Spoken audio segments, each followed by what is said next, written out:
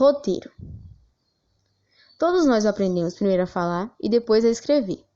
Porém, algumas sociedades têm desenvolvido sistemas da escrita, alguns povos não os têm. Os povos que possuem grafia também utilizam esse meio para a transmissão, entretanto também há o registro escrito dessas criações. A invenção da escrita foi tão importante que ela é tida como um marco para dividir momentos da vida humana. Quando há rupturas gramaticais em qualquer uma dessas modalidades, o texto se torna agramatical e, consequentemente, incompreensível. Características da modalidade escrita. O texto escrito possui maior autonomia em relação ao texto falado, o que significa que o texto escrito não precisa de interação presencial. Comumente, essa modalidade é fruto de um planejamento mais cuidadoso, com frases mais complexas, uso constante de subordinação entre as orações e ausência de expressões típicas que garantem a atenção do outro.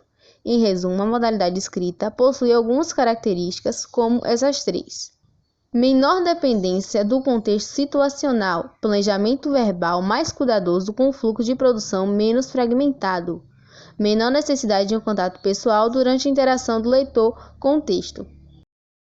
Características da modalidade falada. A fala se realiza em um momento único. Essa modalidade é muito dependente do contexto em que ocorre e possui interação bem mais efetiva que a modalidade escrita.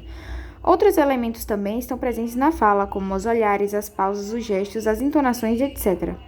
Em resumo, podemos falar que a fala possui algumas características, como por exemplo essas quatro: maior dependência do contexto situacional, pouco planejamento na maioria das vezes, menor sujeição das convenções prescritivas, realização de um momento único. Para algumas áreas da psicologia, a análise da modalidade oral foi um estudo do desenvolvimento psicológico de crianças, estudando sociedades em que há ou não escrita. Na sua escola, a fala está presente em conversas com seus colegas e perguntas durante a aula, por exemplo.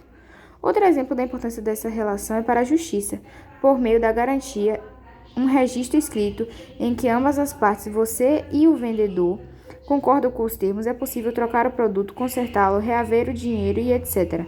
Imagina quão difícil seria ter que provar para alguém que você comprou o produto com garantia sem uma documentação válida.